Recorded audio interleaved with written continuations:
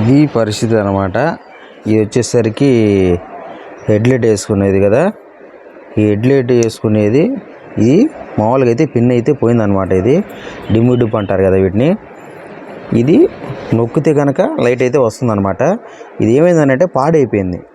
ఈ పాడైపోవటం వల్ల మనకేమవుతుంది అనుకుంటే సిగ్నల్ ఈ మొత్తం సెట్ పోయిందనమాట. ఈ సెట్ పోవటం వల్ల రాత్రిపూట అనేది మనకి హెడ్లైట్ అనేది ఎలగదు. ఈ పిన్ అనేది లూజ్ అయిపోయింది. లూజ్ అయిపోవటం వల్ల ఈ పిన్ అనేది బయటకు వచ్చేసింది. ఇది లోనకైతే ఉండదన్నమాట. ఇది కొంచెం సెంటర్లో ఉండాలి. సెంటర్లో ఉంటే అప్పుడు హెడ్లైట్ అనేది మనకైతే వెలుగుతుంది అనమాట. అప్పుడు ఏం చేశాను, మెకానిక్ దగ్గరికి అయితే నేను తీసుకెళ్ళా. మెకానిక్ దగ్గరికి అయితే తీసుకెళ్ళటం వల్ల వాళ్ళు ఏమన్నారంటే ఈ హెడ్ మొత్తం అయితే పోయింది అని అన్నారు. మొత్తం పోవటం వల్ల ఎంత ఇద్దని అడిగా నేను మెకానిక్ని ఎంత ఇద్దానంటే వాళ్ళు 750 రూపాయలు చెప్పారు. ఈ ఒక పిన్నే వేయమన్నా, ఒక పిన్ అయితే వేస్తే మొత్తం సెట్ వేయాలని చెప్పి వాళ్ళైతే మనకైతే చెప్పడం అయితే జరిగిందనమాట. అలా చెప్పడం అయితే జరిగింది.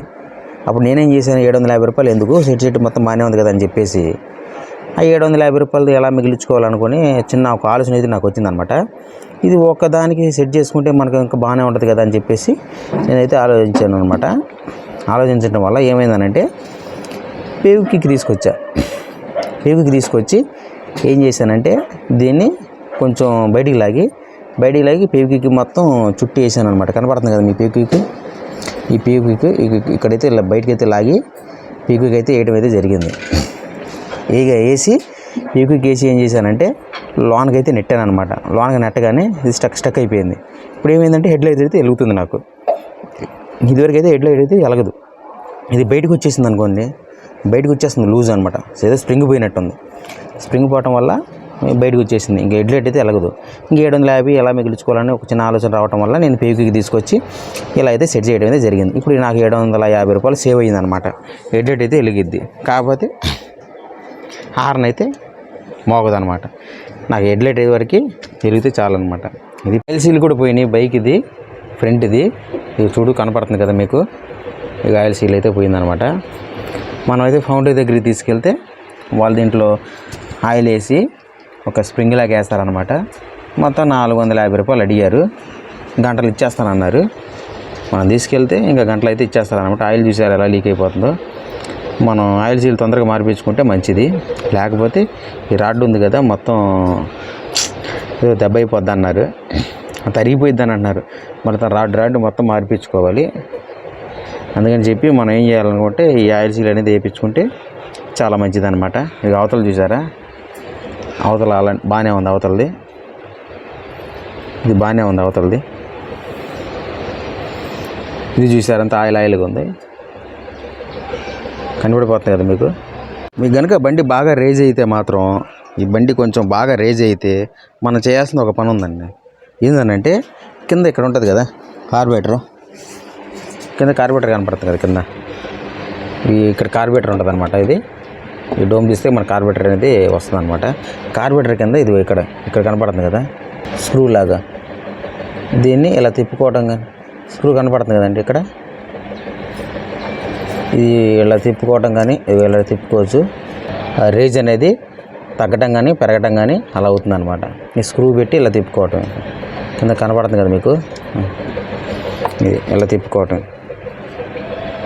ఈ వీడియో ఏమాత్రం మీకు నచ్చిన ఒక లైక్ సబ్స్క్రైబ్ కొట్టేసాను ఫ్రెండ్స్. మరొక వీడియోతో మళ్ళీ కలుస్తానని. బాయ్. మనకు బండి బాగా కండిషన్ ఉండాలనుకుంటే మనం మాత్రం ఒకటే చేయాల్సిందండి. ఏందనంటే ఇంజిన్ ఆయిల్ చెక్ చేసుకోవటం. ఆయిల్ కరెక్ట్గా ఉందా లేదా అనేది, గేజ్ పరంగా ఉందా లేదా అని చెక్ చేసుకోవాలి. నాకు తెలిసి 2000 కిలోమీటర్లకు ఒకసారి ఇంజిన్ ఆయిల్ అయితే చేంజ్ చేసుకుంటే మనకు బాగుంటుంది. ఇంజిన్ కండిషన్ కూడా బాగుంటుంది. బోర్ రాకుండా ఉంటుంది. ఇంజిన్ చాలా బాగుంటుంది. మనం పనిలో పడిపోతాం. బాగానే ఉందండి,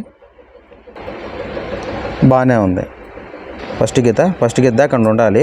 ఇంజిన్ ఆయిల్ అనేది తగ్గకూడదు మనకి ఎప్పుడు. కొంచెం ఇంజిన్ ఆయిల్ బాగానే ఉంది. ఇంజిన్ ఆయిల్ తగ్గకుండా మనం చూసుకుంటే ఇంజిన్ కండిషన్ కూడా బాగుంటుంది. బోర్ రాకుండా. మళ్ళీ బోర్కి వచ్చిన కాడి నుంచి 13,000 15,000 పెట్టుకోవాల్సి వచ్చింది. ఎందుకంటే అక్కడ దాకా తెచ్చుకోవటం. మన 2000 కిలోమీటర్ల లోపే మన ఇంజిన్ ఆయిల్ చేంజ్ చేసుకుంటే చాలా బాగుంటుంది. ఇంజిన్ కండిషన్ కూడా బాగుంటుంది. లైఫ్ లాంగ్ కూడా వస్తుంది మనకి. ఇప్పుడు మార్పించుకోవాలి. ఇంకోటి విషయం ఏం చెబుతానంటే ఎయిర్ ఫిల్టర్ గురించి అయితే చెబుతాను. ఎయిర్ ఫిల్టరు సీట్ కింద అయితే ఉంటుంది కదండి. ఇక్కడ ఎయిర్ ఫిల్టరు ఎప్పుడైనా సరే మన ఎయిర్ ఫిల్టర్ అనేది క్లీన్ చేసుకోవాలి. తాళం అనేది రావట్లేదు. వచ్చింది తాళం.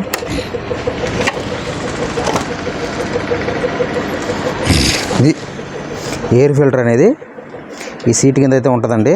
ఈ బండికి దీని కింద అయితే ఉంటుంది ఎయిర్ ఫిల్టరు. ఇది నుంచి కూడా తీసుకోవాలి మనం. కనబడుతుంది కదా స్క్రూలు, దీని కింద అయితే ఉంటుంది ఎయిర్ ఫిల్టర్. ఈ పరిస్థితి, ఇది ఎయిర్ ఫిల్టర్ అనమాట. ఈ స్క్రూ ఏదైనా ఉప్పు తీసుకోవాలి మనం. ఇది అవసరం లేదులే, ట్యాంక్ ఇది ఉప్పు తీయాల్సిన అవసరం లేదు. ఈ స్క్రూ ఒకటి, ఈ స్క్రూ ఒకటి, మళ్ళీ ఇక్కడ ఒక స్క్రూ ఉంటుంది. ఇవన్నీ ఉప్పు తీసుకుంటే ఈ ఎయిర్ ఫిల్టర్ అనేది బయటికి అనేది వస్తుంది అనమాట. ఇప్పుడప్పుడు ఆయిల్ చేంజ్ చేసినప్పుడు మనం ఏం చేయాలనుకుంటే ఈ ఎయిర్ ఫిల్టర్ మనం అనేది క్లీన్ చేయించుకుంటే చాలా మంచిది అనమాట. ఇంజిన్ కూడా కండిషన్గానే ఉంటుంది. మళ్ళీ చూసారా దుమ్ము ఎలా పట్టేసిందో. దుమ్ము పట్టకుండా మనం ఎయిర్ ఫిల్టర్ అనేది క్లీన్ చేసుకుంటే ఇంజిన్ కూడా బాగుంటుంది అనమాట కండిషన్లో. లేకపోతే మన బోర్కి వచ్చే అవకాశాలు కూడా, స్మోక్ వస్తుంది. ఎయిర్ ఫిల్టర్ కరెక్ట్గా ఉంటే బాగానే ఉంటుంది, లేకపోతే స్మోక్ వస్తుంది మనకి. ఆ స్మోక్ రాకుండా అనేది మనం చూసుకోవాలన్నమాట. ఇది కండిషన్ ఉంటేనే మన స్మోక్ రాకుండా ఉంటుంది. అది ఎయిర్ ఫిల్టర్ అనేది ఎప్పటికప్పుడు క్లీన్ చేసుకుంటే చాలా మంచిది అనమాట. ఇంజన్కి చాలా దెబ్బ అనమాట ఇది. ఎయిర్ ఫిల్టర్ వల్ల కూడా శుభ్రం అయితే చేసుకోండి.